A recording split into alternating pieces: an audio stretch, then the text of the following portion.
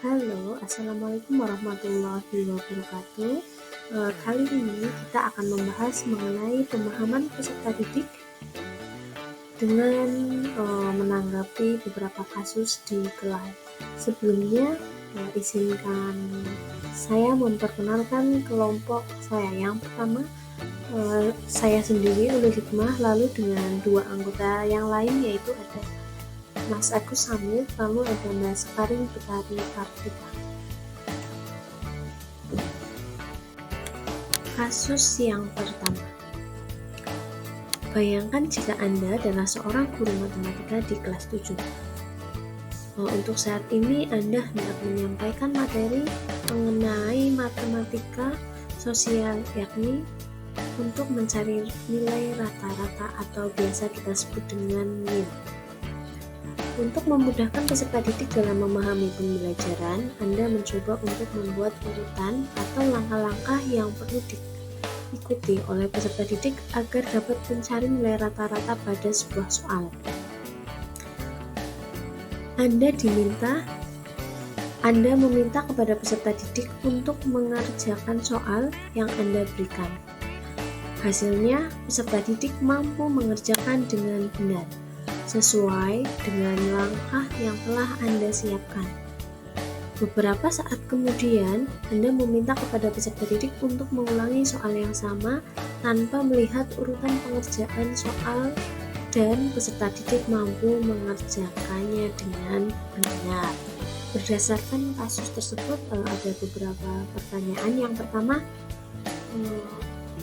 menurut Anda, apa yang membuat peserta didik mampu mengerjakan soal tersebut dengan baik pada percobaan kedua tanpa melihat urutan atau langkah pengerjaan soal tersebut?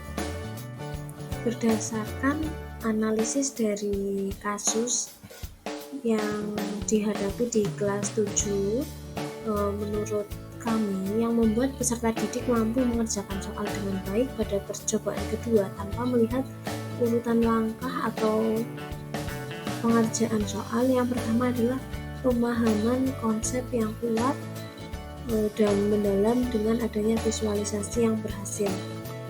Dalam hal ini, peserta didik mampu membayangkan materi tersebut, kemudian diperkuat dengan relevansi yang menghubungkan materi NIM terhadap kehidupan sehari-hari peserta didik, sehingga hal ini dapat memudahkan peserta didik dalam memahami tentang konsep NIM. Yang kedua, peserta didik dapat menyesuaikan diri secara cepat dengan materi. Hal ini dikarenakan kemampuan peserta didik untuk mengidentifikasi informasi pengerjaan, langkah-langkah pengerjaan, dan telah terlatih mengerjakan soal secara akurat. Yang ketiga, ada rasa percaya diri, motivasi, dan minat belajar yang kuat. Salah satu penunjang keberhasilan mengerjakan soal tanpa melihat pelatihan adalah hal dari diri sendiri, yaitu seperti motivasi, minat belajar yang kuat, sehingga ini akan mempengaruhi keberhasilan peserta didik dalam mengerjakan soal. Kegiatan belajar yang seperti apa metode di atas dapat diterapkan? Teknik scaffolding atau pemberian sejumlah bantuan kepada peserta didik pada tahap awal pembelajaran, kemudian mengurangi bantuan dan memberikan kesempatan peserta didik untuk belajar secara mandiri tanpa bantuan. Lalu yang kedua adalah metode yang digunakan dapat diterapkan dalam pembelajaran yang memungkinkan peserta didik untuk berkolaborasi dengan teman sebaya dalam kelompok-kelompok kecil. Yang ketiga adalah metode pembelajaran berbasis masalah, di mana siswa diberikan masalah yang harus dikerjakan dengan menggunakan pengetahuan dan keterampilan yang telah dipelajari. Elaborasi jawaban dengan teori. Yang pertama ada teknik scaffolding, metode kolaborasi, metode berbasis masalah ini. Teori ini berkaitan dengan teori konstruktivisme Vygotsky yang menekankan bahwa pengetahuan dibangun oleh peserta didik sendiri melalui interaksi dengan lingkungan. Dengan memberikan kesempatan peserta didik untuk menemukan solusi sendiri, maka pemahaman mereka terhadap konsep akan lebih mendalam dan bermakna. Selain teori konstruktivisme, teori yang digunakan merupakan teori behaviorisme yang menekankan pentingnya pengalaman lingkungan dalam membentuk perilaku dari peserta didik. Kasus yang kedua, Rina merupakan seorang guru di kelas 1 SD. Sebagian besar peserta didiknya belum bisa berhitung dengan lancar. Rina sedang memikirkan cara yang sesuai untuk membantu peserta didik dalam menyelesaikan tantangan belajarnya. Berdasarkan kasus yang dialami oleh Rina, apa yang dapat Rina lakukan untuk membantu peserta didiknya sesuai dengan tahap perkembangan usianya? Rina bisa menggunakan beberapa pendekatan yang sesuai dengan perkembangan anak usia dini untuk membantu peserta didiknya belajar dengan lebih lancar. Pertama adalah melakukan asesmen awal. Pada tahap ini, untuk mengetahui sejauh mana kemampuan berhitung tiap peserta didiknya dengan melakukan observasi, tes sederhana, atau kegiatan bersama yang melibatkan kemampuan berhitung. Setelah mengetahui asesmen awal, Rina melakukan pengelompokan belajar berdasarkan yang terbagi ke dalam kelompok-kelompok kecil berdasarkan tingkat capaian belajar peserta didik.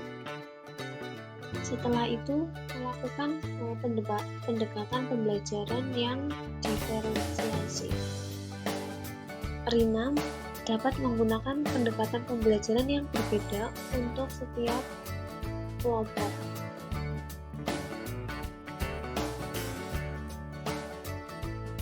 Hal ini untuk memudahkan Rina monitoring peserta didik pada saat proses pembelajaran agar semua peserta didik mendapatkan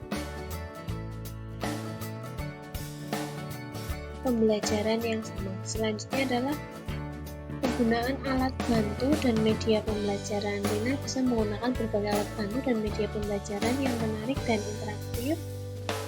Contohnya menggunakan permainan domino atau menggunakan mainan dan benda di sekitar kelas untuk kegiatan belajar berhitung.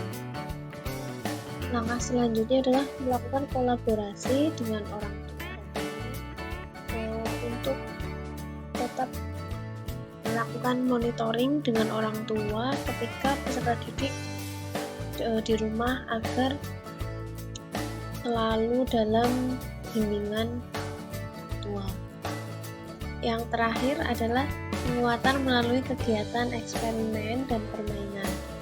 Mengingat Rina menunjukkan antusiasme dalam kegiatan eksperimen, Rina juga bisa mengintegrasikan kegiatan eksperimen sederhana yang melibatkan konsep berhitung. Misalnya melakukan menghitung jumlah teman dalam satu kelas. Mengapa menyarankan hal tersebut? Elaborasi jawaban Anda dengan menyertakan teori yang berkaitan. Mengapa menyarankan hal tersebut? Elaborasi teori terkait. Teori yang mendukung pendekatan ini adalah teori pembelajaran konstruktivisme yang dikembangkan oleh Jean Piaget. Menurut Piaget, anak-anak belajar melalui interaksi langsung dengan lingkungan mereka dan melalui pengalaman yang konkret. Dengan memberikan kegiatan yang sesuai dengan perkembangan kognitif mereka, peserta didik akan lebih mudah memahami konsep baru. Selain teori oleh Jean Piaget, juga ada teori Vygotsky tentang zona perkembangan proksimal atau ZPD.